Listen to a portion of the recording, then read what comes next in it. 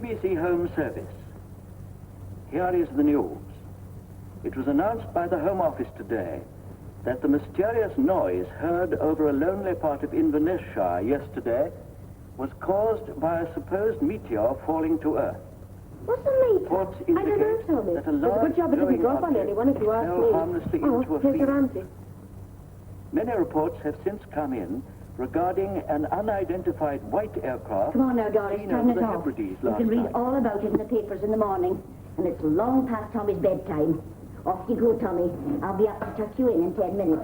All right, Auntie. But, Mrs. Jameson, there's a meteor drop near here. Meteor. A bit of rock from the sky. Tommy, Yes, Auntie. I'm going. I'll be real glad when his parents come up from London and take him off my hands.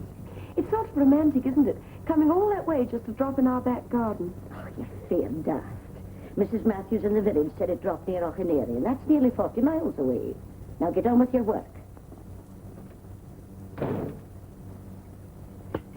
Professor Arnold Hennessy, the well-known astrophysicist, has traveled north today to investigate the mysterious object and will give a detailed report to the Home Office of its size. Professor, if you can tear yourself away from your own hero worship for just a minute, maybe you can make something of this map, huh? I'm no good at reading maps. Look, you plot stars millions of miles apart in the heavens, yet you can't even read a map of Scotland. Do you want to know something, Professor? What? We are lost. Marooned in the Highlands in the depths of winter. You know, this whole thing is a waste of time. I don't believe it'll turn out to be a meteor, or more probably an engine cowling of an aeroplane. Anyway, we're seeing Bonnie, Scotland. Robert Justin, who earlier today escaped from Stirling Prison, is still at large. His description is as follows. Height, 5 feet 10 inches, fair hair.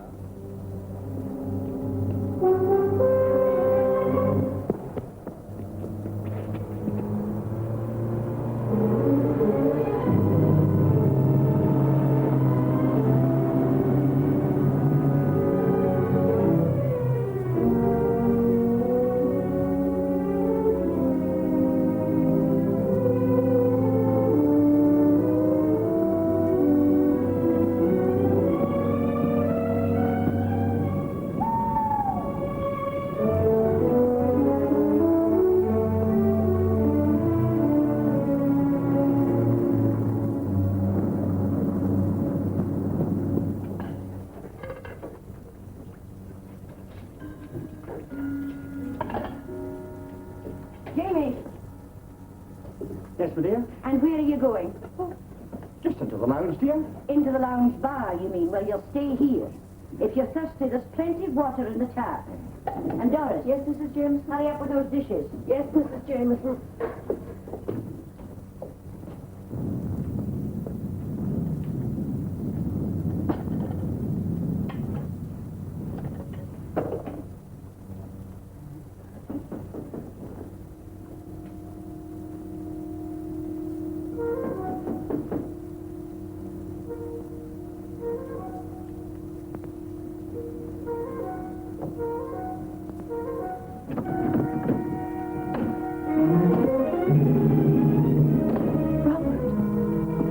It isn't Robert now, Doris. It's Albert. Albert Simpson. Have they let you out? With my luck, what a chance. You've escaped them. They're after you. What do you think? And you came in. Why? I got your letter, Doris. You said you took this job to be near me. That you'd be waiting for me when I got out. Well, I'm out. What can I do? Give me a bite to eat. Somewhere to sleep. You know what you're asking. I know. Well, if you'd rather not. Heavens alive, who are you? I'm... He's on a hiking tour, Mrs. Jameson. Got lost on the moors and luckily saw our lights. My name's Simpson. Albert Simpson. You want a room and a bath? Well, I don't see your luggage. You'll have to pay in advance. Oh, I'm sorry, Isn't it awful, Mrs. Jameson? He lost his wallet. He's just been telling me about it. There he was crossing the stream and he looks over to see a fish that's in the water and next thing he knows, His wallet's gone. I'd be willing to work for my keep. Very well. I can't refuse your hospitality. I'll find you plenty of jobs to do, don't worry. Thanks. Thank you very much. But I warn you, I'm counting the spoons.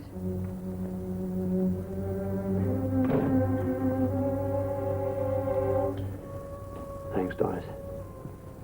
Like a drop or something? Those things you wrote, what were they? Letters to a dead man? Yes. I broke out of there because I couldn't stand it anymore. You're hurting me. Because I had to see you again. You killed her. It was an accident. Was it an accident you married her instead of me? Don't, Doris, don't.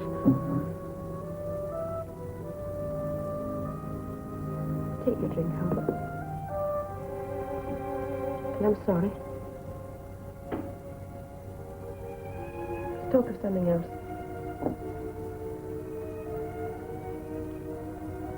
Have you been, Albert? How did they treat you in there? Did you read a lot? You used to like reading, Albert. Stop it. Who's staying in this place? Only Mr. and Mrs. Jameson and their little nephew, Tommy.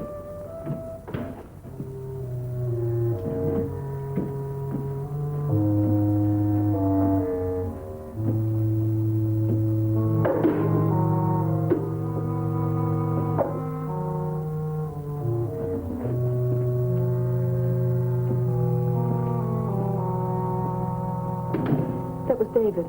He works here. Gives me the creeps. Then there's Miss Prestwick, Who's she? model from London. Real good looker. What she's doing in a place like this, I don't know.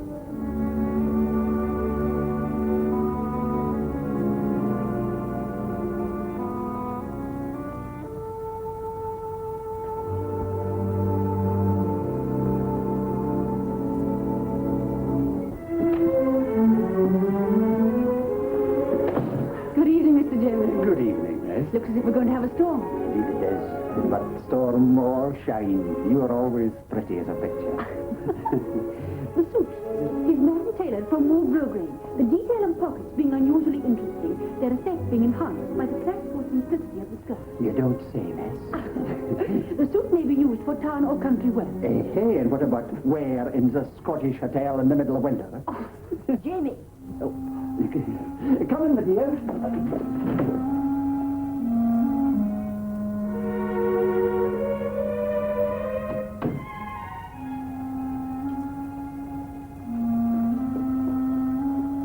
Mr. Simpson's a new visitor, miss. Just arrived. What are you, a fisherman? No, just a hiker. Your face seems awfully familiar to me. Really? Doris, where's the kitchen? Through there. Well, extraordinary man.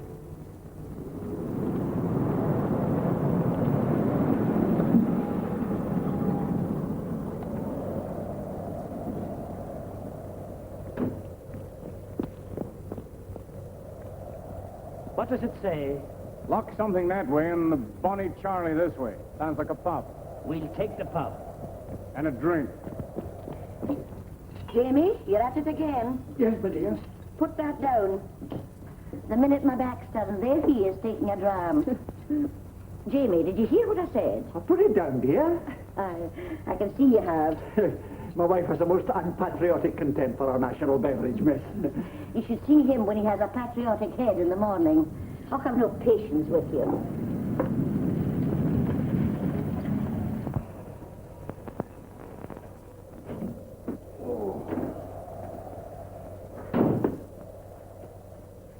Here we are, Professor. The Bonnie Charlie. Look, Carter, I'm a very busy man. I think we should push on ahead. We could get a good deal further tonight. Professor, I've been driving since daylight. I'm not moving out of here until the morning. All right, but you won't get much of a story here. Well, I can always dream, can't I? Let's have a couple of big scratches. Right? We can knock them up. We'll go and see what they want, Jamie. Maybe somebody's come to buy a drink. Yes, my dear. All right, I'm coming. Good evening. Good evening. I wonder if you can fix us up with rooms for tonight. Oh, well, I don't know about that, gentlemen. This is an inn, isn't it? Indeed, it is that, sir. But you see, we're really closed for the winter, except, of course, for the bar. Ah, then by all means, lead us to the bar, Mr. Jimmy. Right, thanks. Certainly. Come in and warm yourselves, gentlemen. This way. Ah, fire. Good. Yes, and a bar.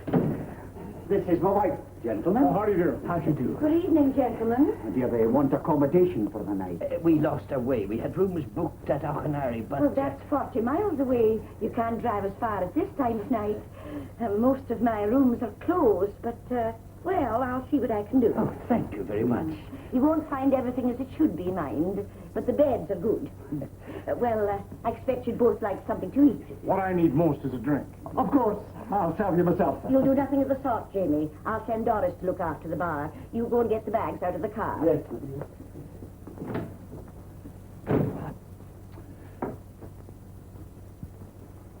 Why, hello. Good evening. My name is Carter, Michael Carter. I'm a correspondent in the Daily Messenger. Oh, really? I write a weekly article. You probably read it. Oh, probably not. I don't read the Messenger. Oh, well, such is fame. You're not the landlord's daughter. You're a guest. But from where? And why here in the depths of winter? Now, there is an interesting clue. Not many girls drink tomato juice unless Unless what? they're afraid of putting on weight. I know. You're an air hostess. So you're not an air hostess.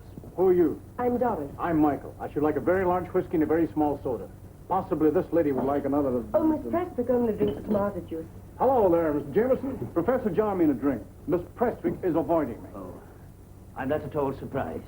How do you do? My name is Hennessy, Professor Hennessy. The professor would like a scotch. Mr. Jameson, what about you? Oh, thank you. I'll have a wee scotch, too. Professor Hennessy, that's it, the radio. You were on the 9 o'clock news. Something about you coming up here to look for Thunderbolt. Well, of course, there's no secret about it. Thank you. The Home Office has asked me to investigate a meteor that's evidently fallen near Auchenary. Mr. Carter here, he's covering the newspaper side of it. I'm sure I saw a flash of light in the sky. Really? Just a shooting star, to give it its popular name. Quite a common phenomenon, Miss Prestwick. Nothing to worry about. I've seen them before, Professor, and this was a much larger flash. When a matter such as the one I'm investigating gets reported in the newspapers, well, naturally people start imagining all sorts of things. You mean I thought I saw something that wasn't there? Well, you probably exaggerated its size.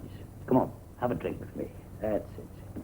Ah, welcome back to the happy circle. Well, let's all have a drink on me. No, this time it's on the house. It's not every day we have a distinguished professor from London, a writer for the newspapers, and a right body lassie staying with. Drinks on the house. Jamie, what did you say? It's a good thing supper's ready. Will you take your places, please?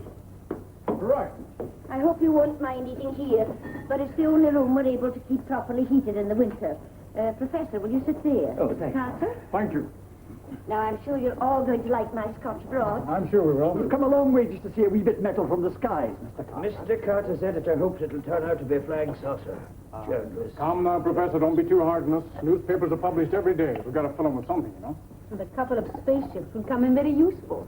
Exclusive to the messenger. Crude but correct. Thank you. Scotland of all places, the home of the Loch Ness Monster. I won't hear a word against that decent animal. No, it did Scotland a power of good, man. I saw it with my own 2 eyes. That was the time you saw 2 monsters, Jimmy.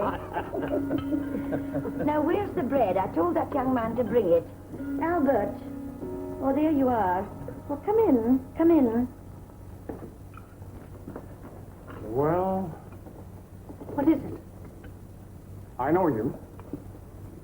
I don't think so. Doris, be careful what you're doing, girl. That's Albert Simpson, Mr. Carter. He's a guest here. Is that so? And very welcome, too, isn't he, Mrs. Jameson? Maybe he won't be so welcome when you know who he really is. Don't you read the papers? Don't you listen to the radio?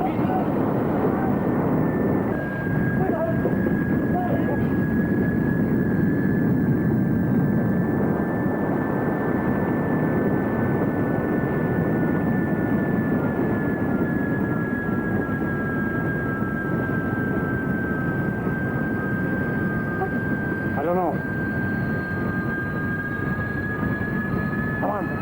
I'll go too, my dear. You, Miss Westwick, better stay here.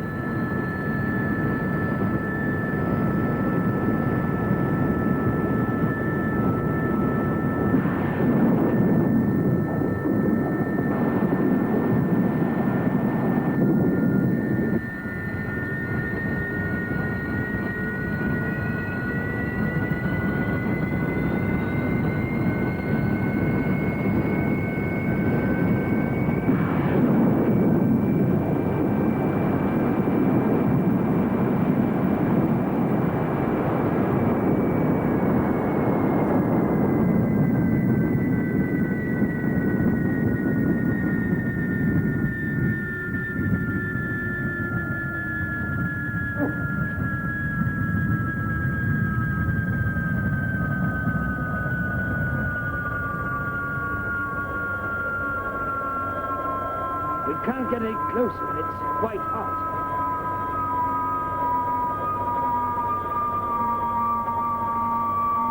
Where are you going, Carter? Marcella! Wait, better get to the phone. What's that? What's going on? Hello, hello. Hello, hello. What's the matter with everything? Hello, hello. Hello, hello. It's an aircraft, all right, but like nothing I've ever seen before. Hello. What do you mean? Hello, hello. It's like something from another planet.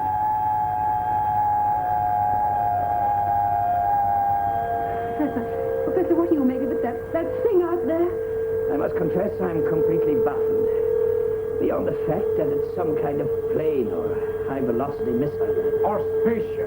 That time you're reluctant to believe. But, Professor, it looks like a flying saucer. No. We mustn't let our imaginations run away with us. I quite agree with you, Professor. You'll see the proper authorities will be here directly to take it away. I don't like it. I don't like it at all. Where's Albert gone? Who? Albert Simpson. Oh, yes, I guess he's taking the opportunity to get out while the going's good. What do you mean? I mean that Simpson's real name is Robert Justice. Murdered him, escaped from Sterling jail. He's not the murderer. Isn't he? The jury thought so. Hello. Hello. Here I am with a flying saucer in my lap. Not to mention the skip convict that can't get his phone to work. Hello.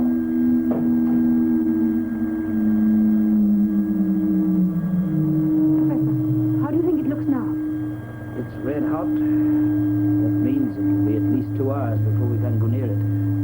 Mr. Jameson, how far is nearest phone? 7 miles. How far is the village? 7 miles. That's where the house with the phone is. Well, I'm going right there. You coming, Professor? Yes, the Home Office should be informed of this without delay. Mr. Carter! Yes? Mr. Carter, I know it sounds silly, but I don't want to be left here on my own. Oh, you'll be all right. We won't be long. All right, Professor.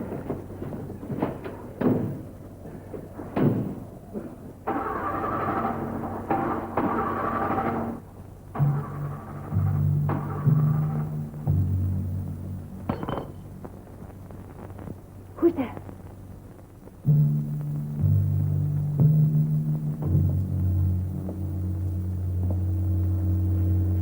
Anyone there? Anyone? Don't scream, please. You. Go away from me. Go away. It's all right. I don't want to harm you. You or anyone else. What are you doing out here? I don't know. I just had to get out of there while I could. Please, don't give me away. I must say you don't look dangerous. I'm not. Believe me, I've never hurt anyone in my whole life on purpose. Mr. Carter said that you... I know, and he was right in a way, but he doesn't know what really happened. None of my business, Summer. I'm far more frightened of that thing out there. Thanks. You know, when I first met you, I thought you were pretty stuck up, but you're not. You're a really nice person.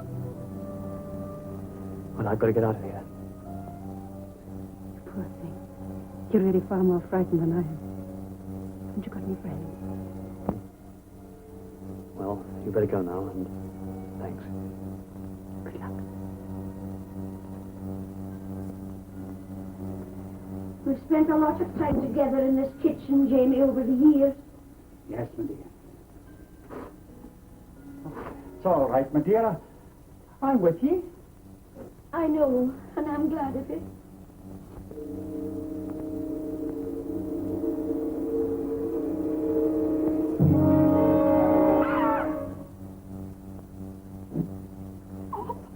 Oh, I thought you'd gone. Professor and Miss Carter have gone down to the village. That reporter, did he say what he was going to do about me? I don't know, but I'm sure he'd turn you in if he got the chance. He won't get it. Why did you come back? Why didn't you go when you could? Because I couldn't leave you just like that. Come on, I've got an idea. What is it?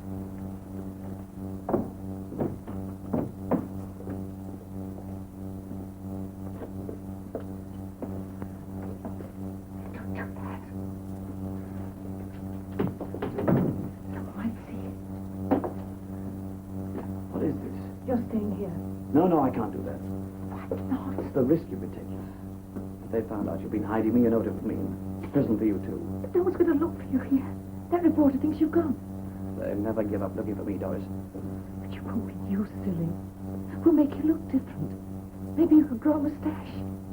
You'd look nice with a mustache, Albert. And then what? Well, perhaps we could go abroad. Just the two of us. Ireland. You don't have to have a passport for Ireland. You know, when you came back tonight, I was frightened. I didn't know. Now I do know. What do you know, Doris? I love you. I've always loved you.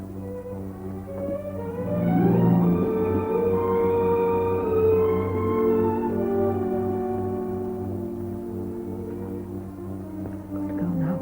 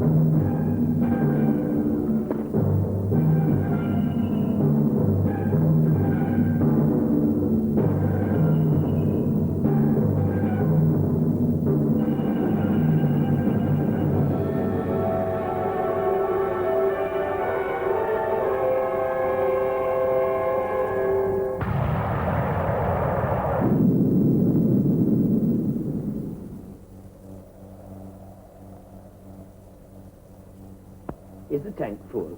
The tank is full. I've checked the carburetor and ignition. This car is perfect. I can't understand it. Just like the telephone. Well, what's to be done now? Do we walk to the village? Professor, Huh? I think we'll stick around here. Yes. You may be right. Otherwise, we may miss something important. Come on, let's go inside and not stand freezing out here. This way. I'll try that phone again. Doris fixes up a couple of big scotches, will you? Oh. Hello. Doris. Oh, hello. Doris, what's the matter, girl?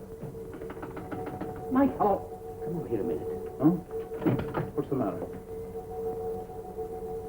What do you make of this?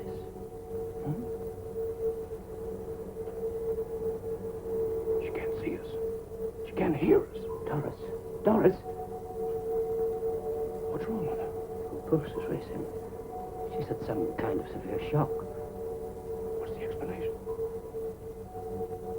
Hypnosis, perhaps, or... Or what? Something to do with that thing out there. No, that's absurd. I tell you, that's absurd.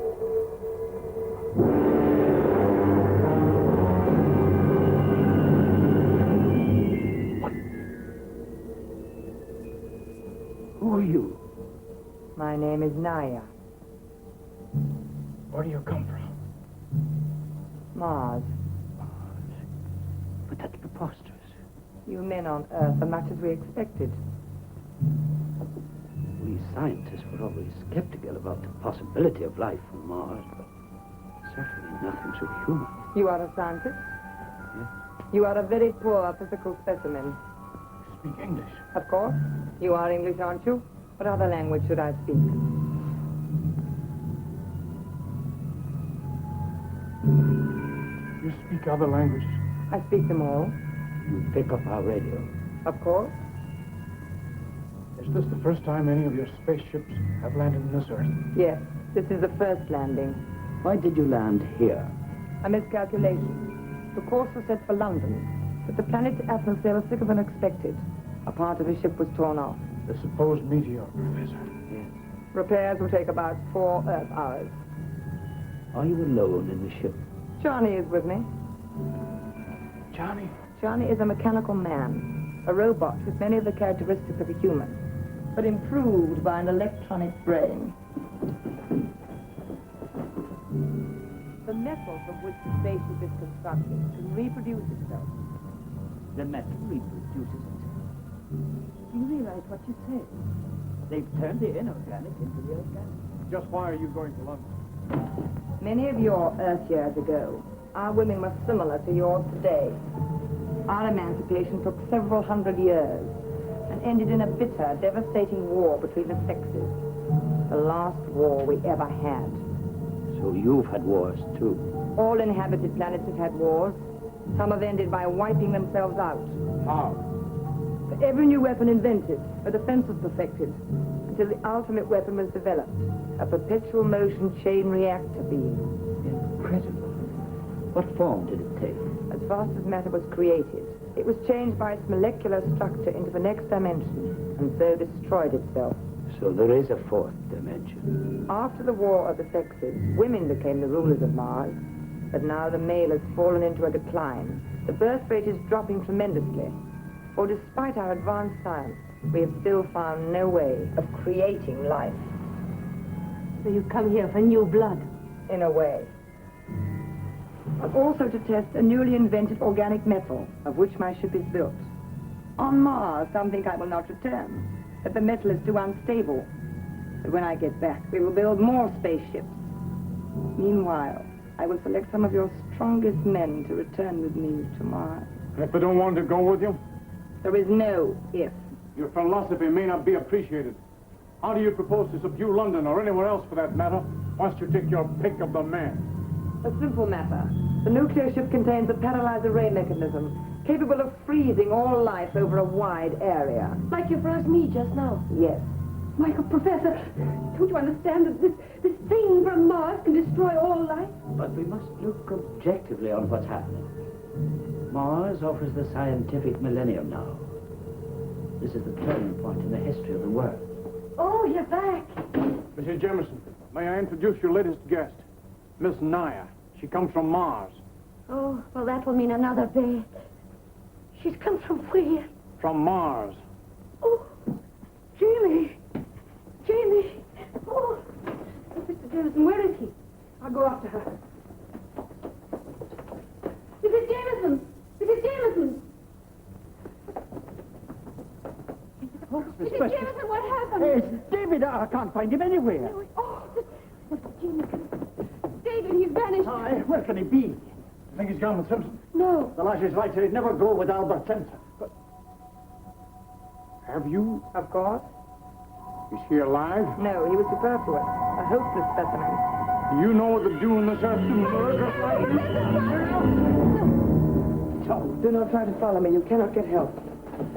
Around this house, I've drawn an invisible wall through which no one may pass, in or out.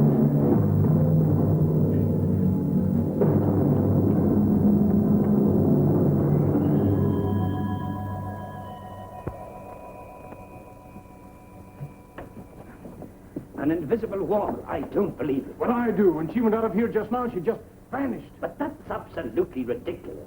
I'm a scientist. I believe what my brain tells me to believe, what I can see with my own eyes. Even when it's there and you can't see it, Professor? And that explains the car and the telephone not working.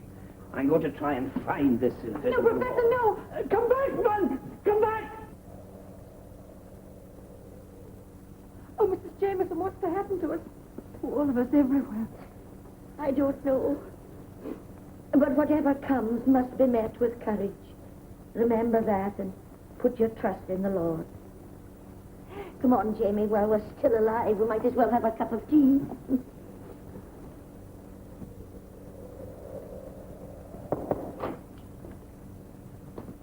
Oh, it's you. What are you doing up here all by yourself? Well, you can see that thing better from up here. The tomato juice girl wouldn't by any chance have a scotch around, would she? No, but I've got some brandy. Here, help yourself. Oh, thank you. Why do you do it, Michael? Do what? Drink so much. The girl is as good, she is beautiful. Don't try and be too clever about things, Michael. It's like drinking, you know. Doesn't do any good. All right. Who was it? Name? Not important. It isn't a story. It's a very old story. He was a dress designer. Very handsome. Very If you're so much in love with him, why are you hiding from him? because it's no good. Never was and it never will be. This isn't the first time I've run away. Only he always found me. As you always hoped you would. And now I've come here. To a Scottish inn. Where he won't find you. And you know it. My dear girl, you're on the way to recovery. As your friend and advisor, I tell you, you may now safely take a drink.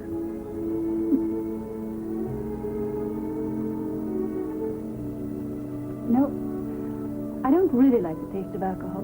Really?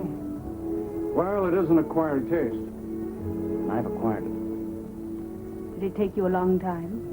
To acquire it, I mean. Long enough. There was the Spanish War, the invasion of Italy, D-Day, Belsen, spell in Czechoslovakia, a few atomic explosions which I did not see, and now this, a Martian ship, a flying saucer. But for me, it's not so much a landmark as journey's end. Now I'm letting my hair down. That's that thing out there. And it is there, Michael.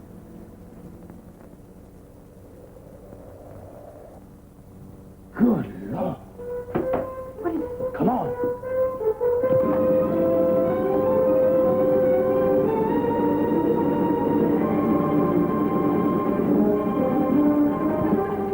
What's happened? Well, she wasn't blind. It's there. What is it? The invisible wall. I walked down the garden. Down the end where the slope is. Crashed into it. It was just like crashing into a brick wall. Gracious. I'm just a little Mrs. Jemison, we better get him inside. Take it. Steady. Put him in that chair, Al. Well, there, now. Quietly. All right. Michael, give me a handkerchief. Give him a little brandy. Here, you poor man, drink this. What does one do about something one can't even see? I don't know. I honestly don't know. I do. She's got a gun of sorts. Then so have I. Jamie, give that thing to me at once. I'll have no one playing with firearms around here. Someone might get hurt. That Mrs. Jemison is a general idea. You mean you want to shoot her? We've no choice Let's what? unless we take her prisoner. Or even for that, we'll need the gun. It isn't just for us. There's enough destructive power in that ship to wreck the whole country. You better let me have that, Mr. Jemison. I'm used to things like this. It's kind of ancient, isn't it? How many shells have you got? Just the 5. Mind you, I don't know if it'll work. It hasn't been fired these 20 years. Oh, boy. Mr. Jemison, go behind that bar. Pretend to be busy, will you? Professor, stay right here. Mrs. Jemison, Ellen, I think you better go outside. I'm not leaving Jamie. And I'm staying right here. All right, if that's the way you want it. Michael, listen.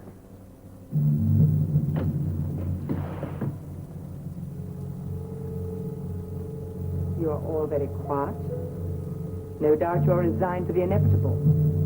That is wise. Professor, I observed your encounter with the electronic wall. Today it is you who learn the power of Mars. Tomorrow it will be the whole world. Put up your hands. And why should I put up my hands? Because if you don't, I'll shoot you.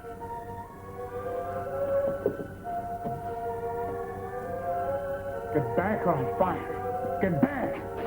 You fool. Get back! Shoot, man, shoot!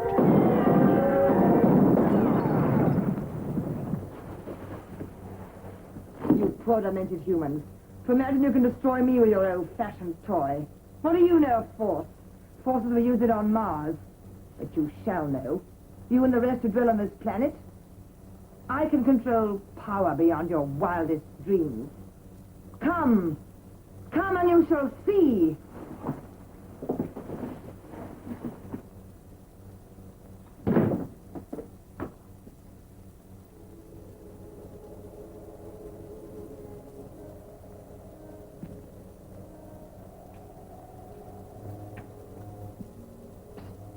Hey, what do you think you're doing? Who are you? Hang on a minute, kid. You can't go down there. Sure I can. I've done it often. Maybe, but not at night. Kids like you shouldn't be around at this time. I want to see the aeroplane. Did you see it come down? Come on.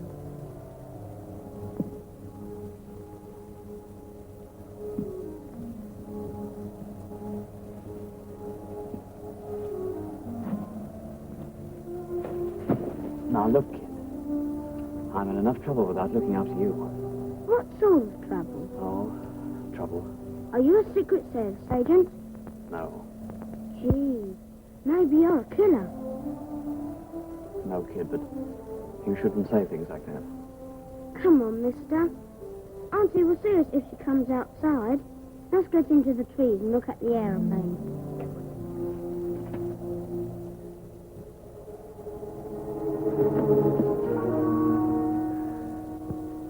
Gee, that's something.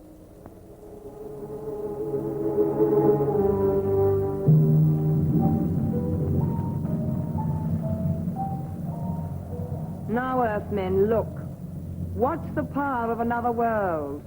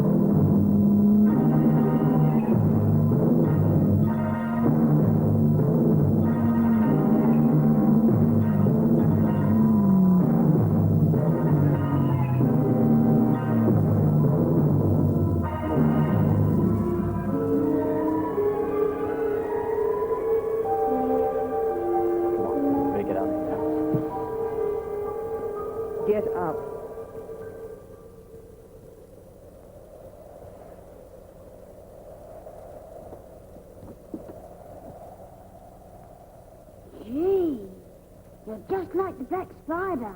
Dansy's always having trouble with her. You speak in riddles. What is your name? Don't talk to him like that. He's only a kid. Leave him alone.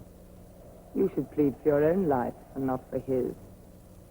He will be safe with me. Who are you?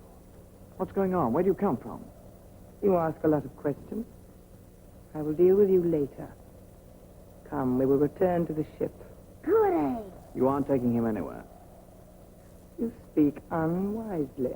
Just try taking him. You can't play any of your tricks with me. No?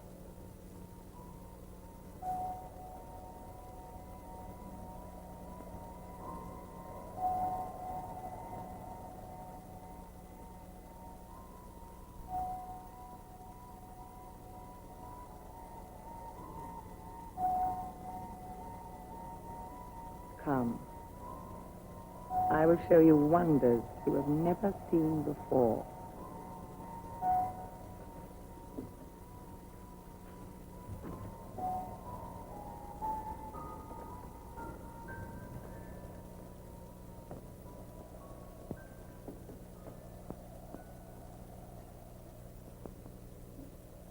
I don't know whether I'm awake or dreaming. My mind just won't accept it. If only we could get in contact with someone. I'd give anything to see a squadron of heavy bombers right now. That wouldn't help at all. There's probably enough power out there to repel any bombs before they explode. That horrible robot. That machine. Michael, Don't worry, dear. I suppose worse things have happened. Aye, but not much worse. If only we could get inside that spaceship. I wonder... have you any ideas, Professor? I was... What's that? Jimmy! Oh! No doubt you are having a council of war. It amuses me to watch your puny efforts. The wise man always seeks to discover the truth. Even his means of doing so are limited. It would take you 1,000 years to learn a fragment of what we have achieved. Perhaps not, if I had you for my teacher. What do you mean? As a scientist, I can only believe the evidence of my own senses. So far, the only thing I know about you is that you can kill. That is also a human accomplishment. You say your spaceship is very powerful. We also have powerful machines. None to equal those of Mars. Indeed. You say you believe the evidence of your senses. Very well, then you shall see. Perhaps then you will realize your helplessness. Come. Professor, don't go! I must.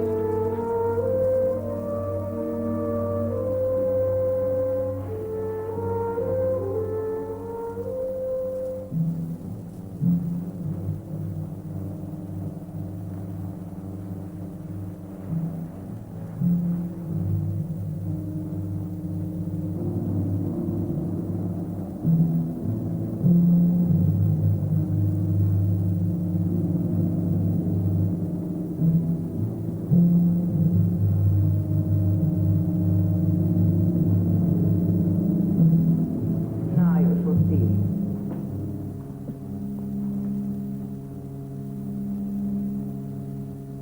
But it's quite cool. Yet 2 hours ago it was quite hot. Only the outside. That was caused by the friction as we entered the atmosphere of the Earth at over 6,000 Atlantic. The interior is insulated against heat or cold. But how did the outside cool so quickly? You have no wisdom. The entire structure of the nuclear ship is made of a new organic metal. Therefore, each molecular cell can absorb its own amount of heat or cold. It could have absorbed all the heat in a matter of seconds. Fill your eyes, Earthman. See such powers as you never dreamed existed. Now, look again. The evidence of your own eyes, Professor. Can you still see? There is enough power there to drive the ship anywhere in the universe.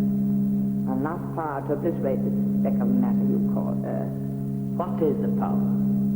Something you scientists have not yet dreamed of. A form of nuclear fission on a static negative condensity. A negative condensate. Exactly. Your atomic bomb is positive, causing the explosion to expand upwards and evaporate. Our force is negative and expose the atomic force into each other, thereby magnifying the power a thousandfold. And the fuel? So propagating. Except reaction of each drive expands, and it causes the same motion to happen again and again. This is what you call perpetual motion.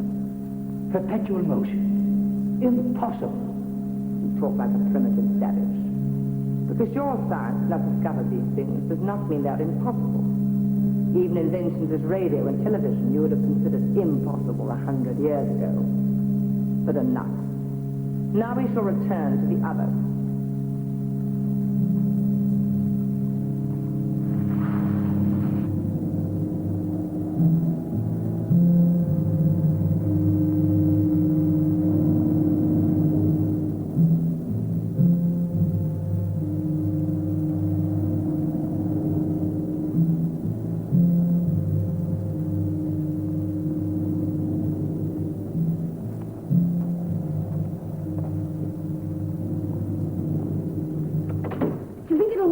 Kill that switch.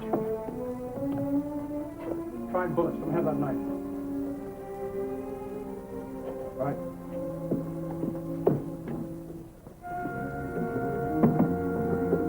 What happens if the professor comes first? Then we failed. I'm going to stand by that switch. Let me know who comes first. Right? They're coming. The professor's coming first. Oh, you sure? Yes. No, they've changed places. Now, Michael, now! Right.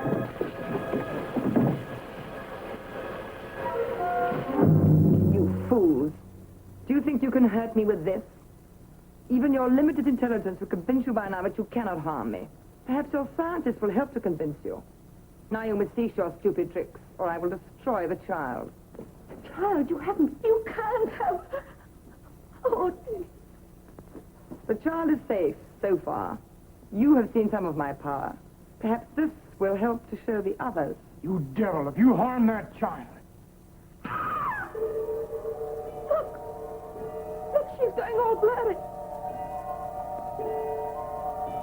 It can't be. You still doubt? The transference of matter into the fourth dimension is simple.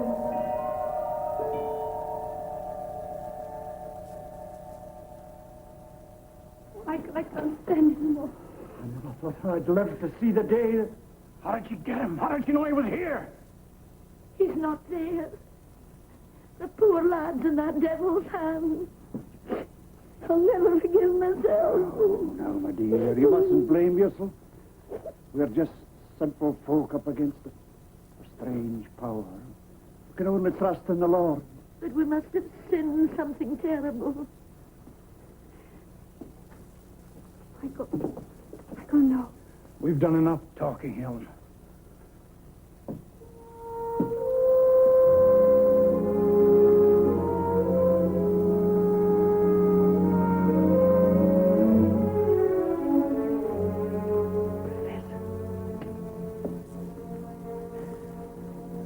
What's it like in there, Professor? Will he come out alive? Will he come out at all?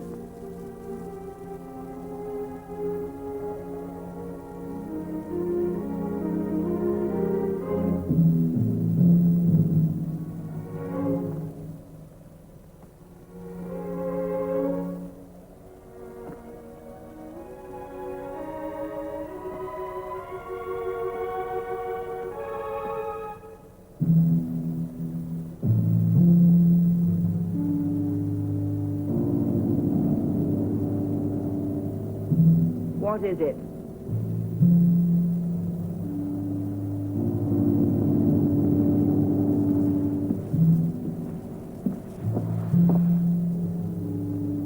You have taken the child. So? Why did you take him? He is a young creature. His mind is free from your stupid emotions and fears. If I take him, he will make a willing subject. But a weak one. Why not exchange him for someone who would suit your purpose better? Exchange him? For whom? For me. For you? Release the child and I'll follow you willingly. It's a fair bargain. But I must go back. I can't leave Michael alone in that. No. Either Michael can achieve what he sets out to do, or he's past any help from us. Poor wee Tommy. I'll never forgive myself. You can't blame yourself. If that devil wanted to take him, there's nothing any of us could do to stop her. How will I ever face my sister with the life of her son on my conscience? No, I'm going out there and I'll fetch him back. Yes. There's someone outside. She's back. She'll kill us all.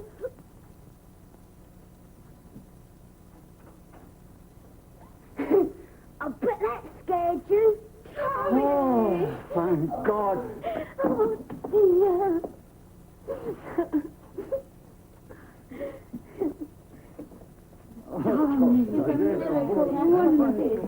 Come, dear, sit on my knee. Tell me, Sonny, what happened? I saw the aeroplane come down from my window. I wanted to have a look. I put on my trousers, Auntie, so it was all right. Oh, dear. Then, Yes? I climbed on the roof with a nice man. What nice man? He was up in the attic. He came with me. What's got into her? Go on, son, go on. Then we went across to the barn, and we saw the big machine come over. Then we turned and ran and ran. And then we met the lady in the black flying suit. Mercy me, you poor laddie. Oh, it was fun. Then she took me back with her to the aeroplane. But she didn't show me much. I waited for a long time in a bright sort of room. Then she came and told me to come back. Gee, wait till I tell the fellas at school. Tommy, did you see a tall, dark man in there? No, there was nobody there. Jamie, take him upstairs. Come on, son, come on.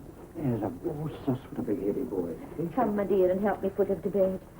The Lord be praised, he's safe back with us. Albert, you're all right. What were you doing in the garden? Foolish woman, running like a frightened rabbit in the night. What's the matter, Albert? You're talking all funny. We are all the slaves of a great and powerful civilization. Let us prepare for our rulers. Have you gone daft, Albert? I thought you'd gone away. Go. There is not much time.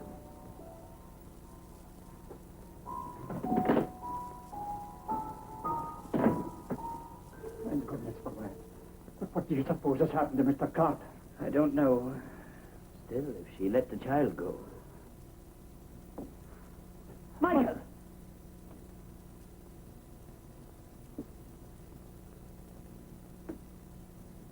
Where's Ellen?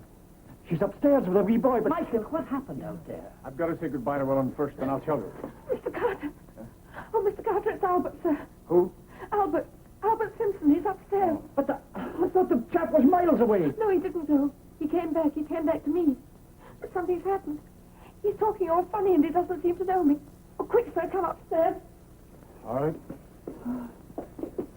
Wait a minute. Go downstairs. Oh, Mr. Carter. Go downstairs.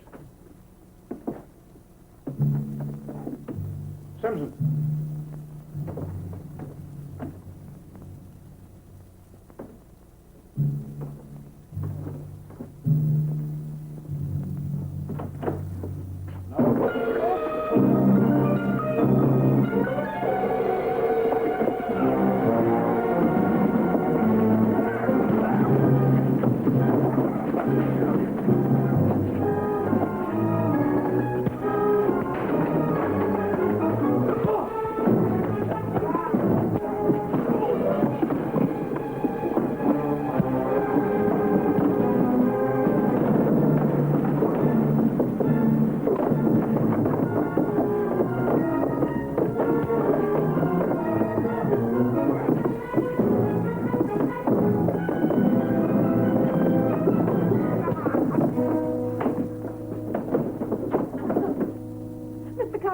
Michael, whatever's happened. Get him downstairs.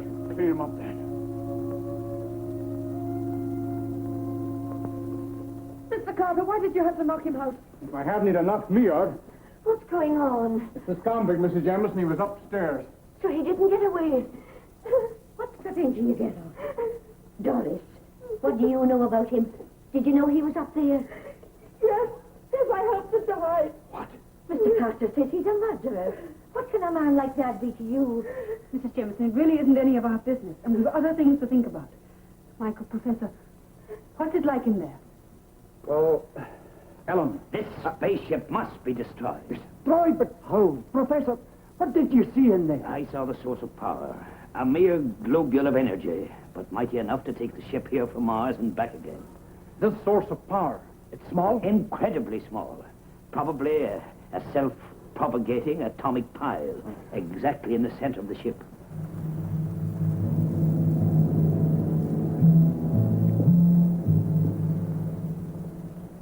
Perhaps one determined blow delivered might release this power in the form of a terrific explosion.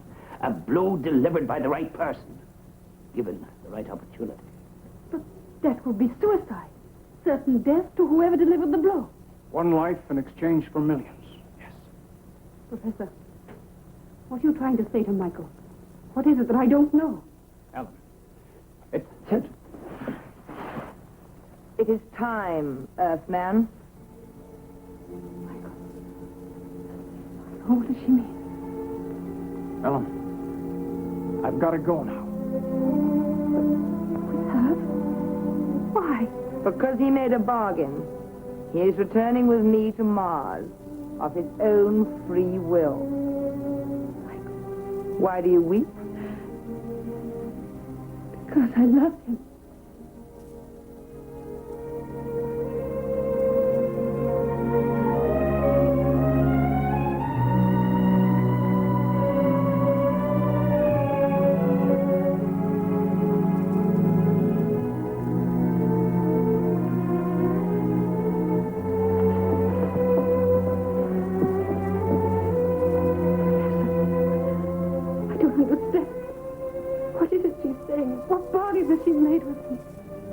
Can't you guess, Miss Prestwick?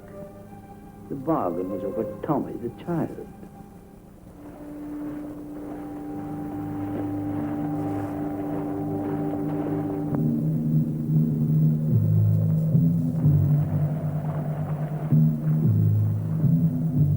You made your bargain. Do not regret it. I am not regretting it. It is better for you and your people to know how helpless they are. The tricks they tried, how childish they were. Nothing can resist this power.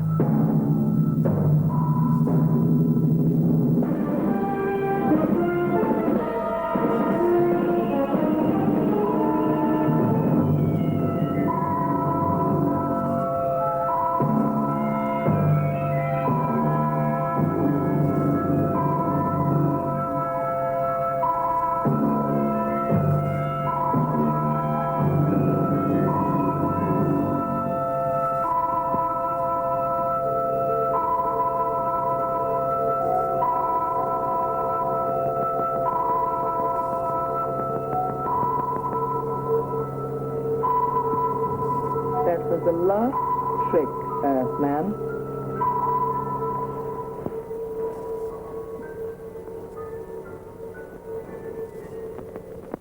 They're coming back. Maybe she's changed her mind. I doubt it. Michael. Michael.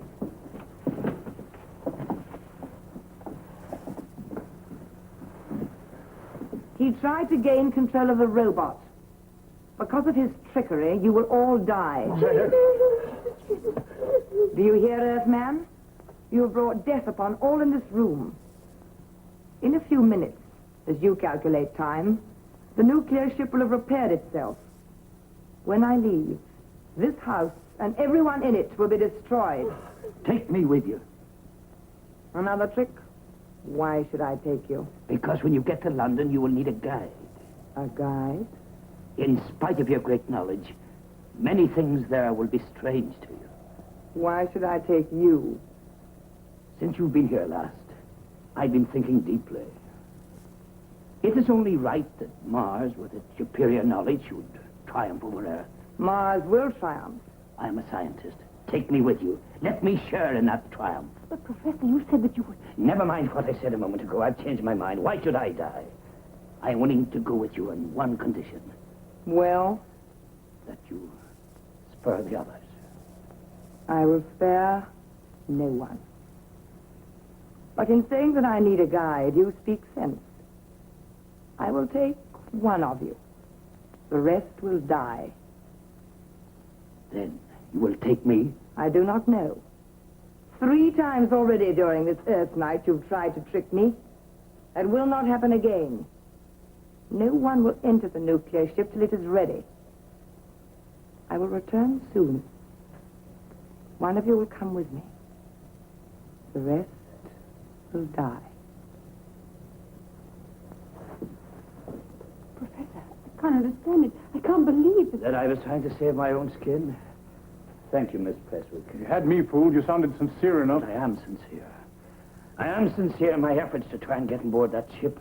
Do you realize that soon it'll be on its way to paralyze London and What's to be done? whoever gets on board that ship must try to destroy it. But who? Who will do it? There's very little time left to decide that. I have one little job to do. If we can't save ourselves, perhaps we can save others. I'm going to write down what has happened. You mean someone may find it? Yes. What little I have learned may help the authorities while there is yet time. I'll go to my room and try and write it down as simply as I can.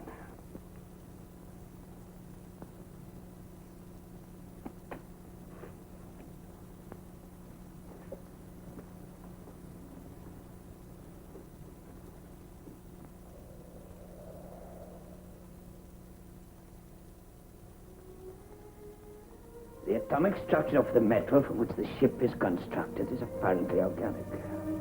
Molecules can reproduce themselves, the same principle as a tree or vegetable. And like any living thing, it must have a weak spot, a vital spot at which one can strike. I'm 26, Michael. And in all those years, I haven't done a single thing I really wanted to do.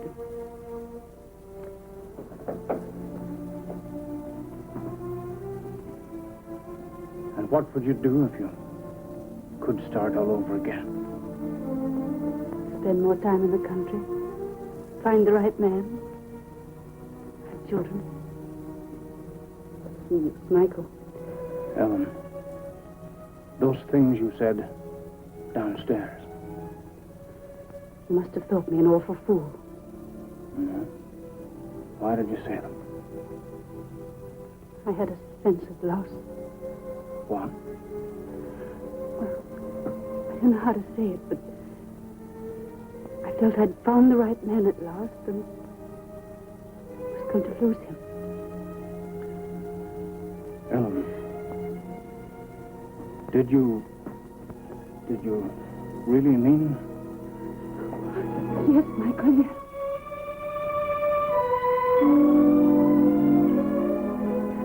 Oh, I'd have made a no good husband.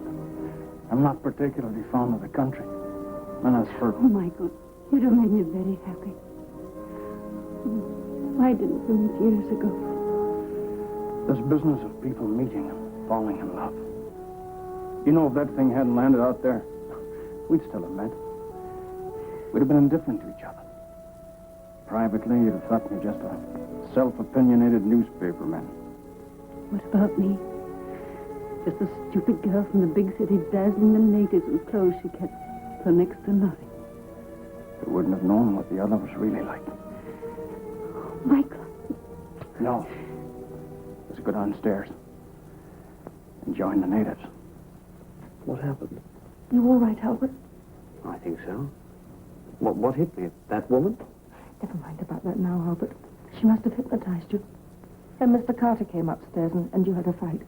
These ropes. Who tied me up? He did. He thought you might... I see. He thought I might be dangerous. I see you've recovered, have you? Remember what happened? Thought of? Nothing like a good cup of tea in a crisis. How's Tommy, Mrs. Jameson? I've just been up to him. He's sleeping in my room tonight. The poor wee soul's sound asleep. We must all be prepared for her return. One of us must be inside that spaceship before it takes off. If one of us is not inside it, we may all die seconds within its taking off. Or she may kill us before it leaves at all. Either way, we all die. Or one of us dies so that the others may be saved. As I've explained, I'm the logical choice. No. Jamie, It's all right, dear. I'm only a useless old man. you can't, Jamie. I couldn't bear it. This whole argument is ridiculous. There's only one logical person to go, me. I made a bargain, remember? Michael, you... Ellen, I'm not really a very nice person. Hasn't it ever occurred to you that I might have an ulterior motive for going? Selfish reasons? Selfish reasons? Yes, the person who goes on that spaceship is under no compulsion to wreck it. He can go to Mars and keep his life. You wouldn't. Wouldn't I? Well, the best thing to do is to just wait and see, isn't it? We're wasting time if we cannot decide who is to go. There's only one thing for it. That's draw lots. Right. That's the best idea. I'll take him, Mr. Jameson. Now, eyes goes. Yes. Professor, you first. 10 of spades. Mr. Jameson? What is it, Jamie? The Sea of Clouds. The Sea of Clouds. King of spades. I go. Now, there's very little time to lose. You've got to work as fast as you can. Listen, when you get inside the spaceship, you will see the power crucible in a kind of shaft. Then, it's up to yourself. I understand. As for the rest of us, have you got a cellar? Aye, there's one below this very room. Well, it mightn't afford much protection, but perhaps it's the best we have in the circumstances. I'll be right now. Come on. But Albert. What about Albert? Never mind him. We'll get him down in a minute. Come on, Doris. Doris, you must come. All right, Miss Prestwick. In a moment. I'll come.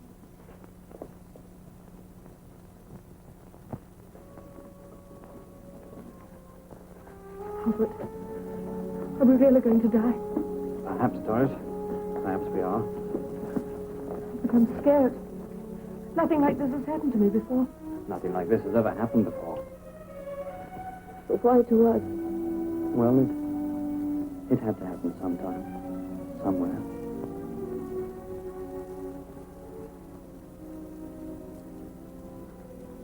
There's no reason for believing that we on Earth are the only living people in the universe. I've been reading about it. There are thousands of stars and planets up there. We'll reach them someday. Probably the moon first, and then out into space. Will she really kill us? Maybe not. She said She probably didn't mean it. People have to have a reason for killing. Got to forget that. You had a reason. No one has the right to kill, not even... She was bad. I should never have sent you away. I'm just realizing what a fool I've been all my life. Oh, Doris.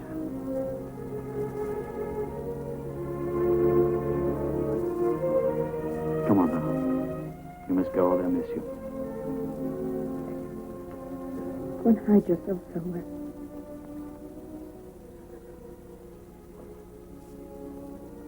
Be seeing you.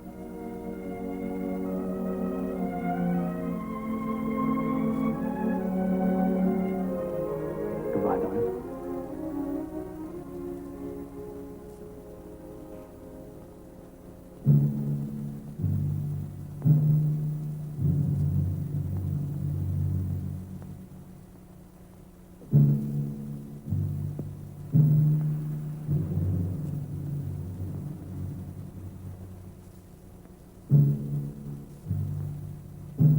So you are coming.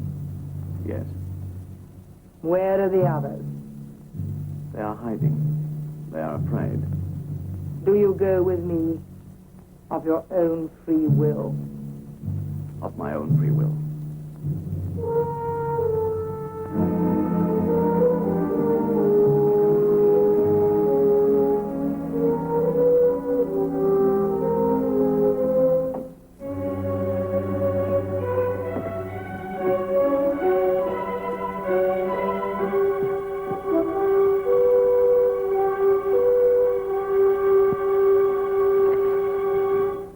Mr. Carter!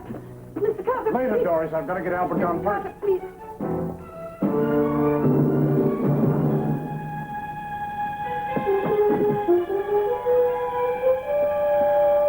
Give him a chance, Mr. Carter. Give him a chance.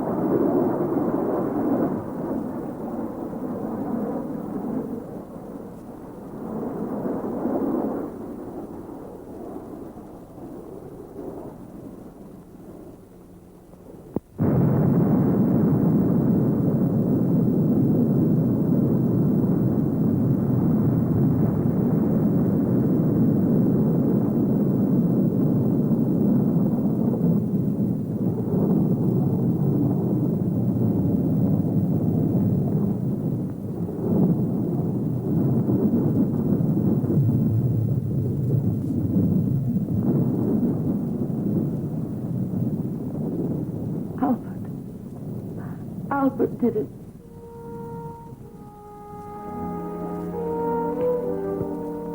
Mr. Carter! Oh, Mr. Oh, sorry. Hello, yes? Yes, this is the Bonnie Charlie. Yes. They want to know if there's been something the matter with the knife. Now we'll all have a drink. On the house.